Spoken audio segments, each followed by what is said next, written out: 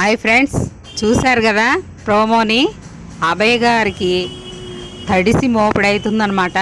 Pant తడిసిపోతుంది. ఎందుకు స్వామి big బాస్ని ఎదిరియడానికి నువ్వు ఇక్కడికి వచ్చింది?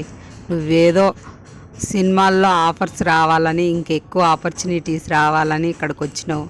కెరియర్ బాగు చేసుకోవడం కోసం బిగ్ బాస్ మీదనే సెట్ అయ్యర్లా ఏంటి? పెళ్ళం కొట్టినప్పుడల్లా బిగ్ బాస్ రూల్స్ మారుస్తుంటాడంట, గేమ్స్ మారుస్తుంటాడంట. ఎడిటింగ్ మొహాన్ని పెట్టి నా డైలాగ్స్ పెట్టకు, నా డైలాగులు పెట్టి నా మొహాన్నే పెట్టు. ఇప్పుడు నీ మొహాన్నేగా అందరు చూసేది. నాగార్జున గారు అయితే చాలా సీరియస్గా వచ్చారు. బెలూన్ టాస్క్లో కర్ర ఉంటుంది కదా, అది పట్టుకొని బెలూన్లో వాడిన కర్రను పట్టుకొని వచ్చారు. రెడ్ కార్డ్ అయితే ఓపెన్ చేసి గెట్ అవుట్ అన్నారు, హౌస్ నుండి వెళ్ళిపోమన్నారు.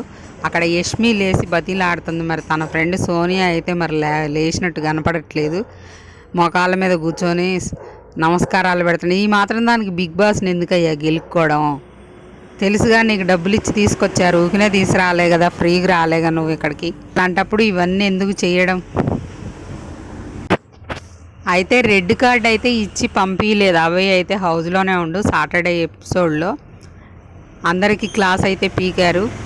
విష్ణుప్రియ, సోనియా, నిఖిల్, పృథ్వీ వీళ్ళందరికీ, చిన్నోడికి పెద్దోడికి మధ్యలో ఆంటీకి అందరికి క్లాసులు పడ్డాయి అనమాట. విష్ణుప్రియకు కూడా. ఇంకా సండే ఎపిసోడ్ జరుగుతుంది. ఎవరు ఎలిమినేట్ అవుతారు అనేది నేను మళ్ళీ వీడియోలో చెప్తాను ఫ్రెండ్స్. ఇంకా ఎవరినైతే సేవ్ చేయలేదు, సాటర్డే ఎపిసోడ్లో ఎవరు సేవ్ కాలేదు. ఇంకో విషయం ఏంటంటే మణికంఠకు కూడా క్లాస్ పడ్డది హగ్గుల మీద. హగ్గుల గురించి ఫస్ట్ టైం అనమాట బిగ్ బాస్లో హగ్గుల గురించి కోటింగ్ పడ్డాం.